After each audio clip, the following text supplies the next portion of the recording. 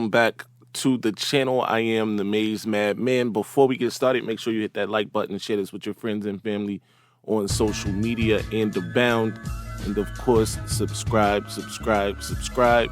Today we are talking Michigan coaches getting extensions and raises, plus what's next for Michigan on the recruiting trail, all that, and of course, I'm upset.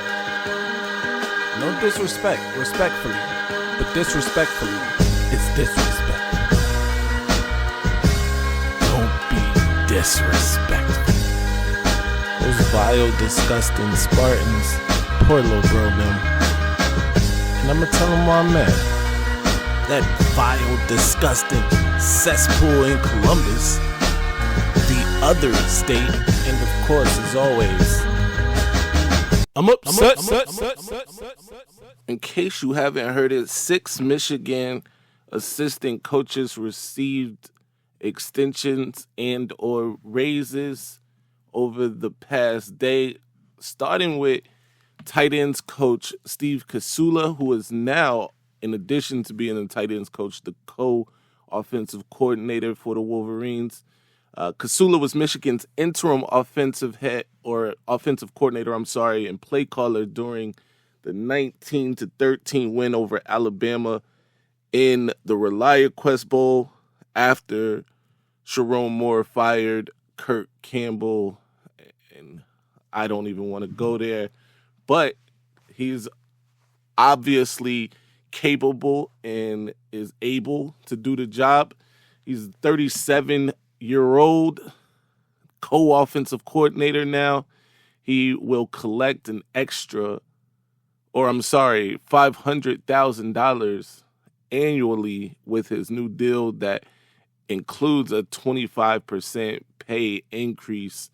So congratulations to Steve Casula, Michigan's tight end coach and now not interim, but co-offensive coordinator. It is a 2-year deal that begins in 2025. It doesn't stop there, though, because other coaches received extensions as well, including wide receivers coach and pass game coordinator Ron Bellamy, defensive backs coach and pass game coordinator LaMar Morgan, and offensive line coach Grant Newsome. All 3 of those guys received extensions rather. So congratulations to all of those guys. The extensions and pay increases didn't stop there, though, as running backs coach Tony Alford also got a pay increase of $50,000 annually. He goes from $850,000 annually to $900,000. In addition to that, defensive line coach Esposito got a $100,000 a year raise from $500,000 to $600,000. So again, congratulations to all the assistant coaches for the Wolverines. Hopefully this pay increases and these extensions give them all the incentive they need to have a great season this year. Comment in the comment section. Let me know what you think about these increases and extensions. Do you agree with all of them? Do you agree with some of them? Do you agree with none of them? Let's talk about it in the comment section. Moving on. Before we move on to our next segment, I want to take this time to remind everyone to subscribe to the channel if you haven't already, and become a member if you haven't already. You get access to exclusive perks, including the once monthly Avengers show with myself, Johnny Olden Jr., and the guys from Michigan Voice of College Football, TJ Ronan and John Diadamo, as well as, of course, the Eminem crew, Kinetic and the Maniac. You also, if you come in at the highest level, you will get your very own custom emoji to display in the chat when everybody else is using the generic emojis or the ones that everybody has access to. You can use your very own custom emoji. So think about that. And while you're at it, join the Discord. It's absolutely free. This is where we organize events. If you went to the spring game and you weren't in the Discord a season ago, then you missed out a lot. We were able to, meet up with a lot of the people in the chat. It was a great time. So join the Discord as well. Now let's get to these recruiting updates. The Wolverines running backs coach Tony Alford, as soon as the ban was lifted, was back on the road visiting the number one running back in the country, Savion Hyder, and his family. Savion, obviously the apple of the Wolverines' eye at the running back position in this cycle, is a 5-star recruit, rated 11th nationally, the number one running back in the country, the number one running back in the state of Virginia. Michigan in a real battle, though, with arch nemesis, the other state, for this one. It is going to probably come down to those two schools. Michigan was thought to be in the lead for a long time with Hyder.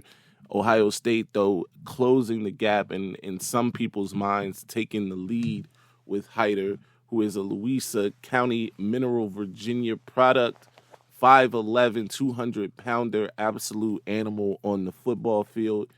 This would be a great get for Michigan. Don't get me wrong. They have been really killing it on the recruiting trail as far as running backs go over the last few cycles. Donovan Johnson and Jasper Parker in last year's cycle. The cycle before that, you have Jordan Marshall, Micah Kapana. But this guy has the potential to be an even better prospect than any of those guys. No disrespect to any of them, who are all phenomenal athletes and beasts at running back, especially Jordan Marshall, who looks like he's going to be in the catbird seat along with Alabama transfer Justice Haynes. So we'll see what happens there. But Savion Hyder, an absolute gem of a talent. And more than anything, Michigan trying to play some defense here as well, because you definitely don't want to see a guy like this go to your rival. We'll see what happens, though. Keep it locked to the channel for more updates as it pertains to Savion Hyder in this recruitment. In addition to that, Michigan's not done at the tight end position, all right? 3-star Mason Bonner, 6'6", 200-pound product out of Denver, Colorado, is also expected to be a Wolverine. We'll keep you posted as more information becomes available on that, though. But Mason Bonner, an absolute stud in terms of his size, could afford to put on some weight at the next level. But, I'm sure the strength and conditioning coaches at U of M will get him ready for that. Coming off the big get of Moose Ludwig, to land somebody like this to kind of complement that in the class would be absolutely great. We'll keep you posted as more information becomes available with Mr. Bonner. We move on to the offensive line, though, an area where Michigan is absolutely dominant on the recruiting trail last year, picking up 2 5-star offensive tackles, along with an elite interior offensive lineman in Avery Gatch, an elite center and / interior lineman in Caden Strayhorn. And this is just last cycle rather.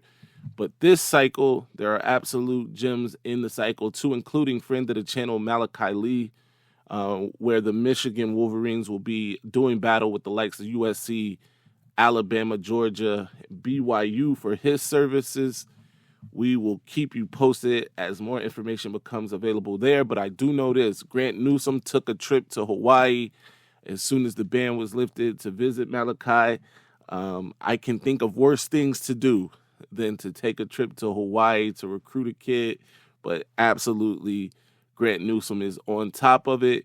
Zayden Crimpin, another friend of the channel, another guy that we've had right here on the Maize Madman channel, is also high on the Michigan Wolverines board. Michigan will have to beat out the likes of LSU and others for his services, but I feel like they are right in the thick of that one. And there are a couple 5-stars that they're after too, including Felix Ojo and Darius Gray. Felix out of the state of Texas, considered a 5-star recruit, 6'7", 275-pounder out of Mansfield, Texas. Absolute beast in his own right. Rated 5th nationally, the number 3 offensive tackle, and the number 1 player in the state of Texas. That's a big deal, ladies and gentlemen. Texas produces a lot of top-tier talent, and he's the number 1 player in that state. Darius Gray, where Michigan is trying to land him for the interior of that offensive line, the 6'3", 285-pounder out of St. Christopher School in Richmond, Virginia, rated 23rd nationally, the number 1 interior offensive lineman, and the number 2 player in the state of Virginia behind only Savion Hyder. So both of those guys, if Michigan is able to land, would be absolutely great. We'll keep you posted as more information becomes available there. Finally, we'll get to Carter Meadows, the 6'6" product out of Gonzaga in Washington, D.C., the nation's capital right here in the DMV. 5-star prospect, rated number 6 nationally, number 2 edge rusher in the country, and the number 1 player in D.C., according to On3. Carter Meadows would be an excellent get, and I, for one, think that Michigan is in the lead for Meadows. We'll keep you posted, though, as more information becomes available. Check out the live tomorrow. We will have a very special guest on the live tomorrow. If you're wondering who it is none other than Georgia Tech commit and Michigan flip target Travis Stevenson, the cornerback out of Georgia. Travis will be on with us tomorrow to discuss the recruiting process. He's a 3-star corner, 6'1", 181-pounder, but he's moving up the recruiting rankings rapidly. I expect him to be a 4-star in no time, but be sure to lock in with us tomorrow for that interview with Travis. In addition to that, though, be sure to follow me everywhere at Maize Madman.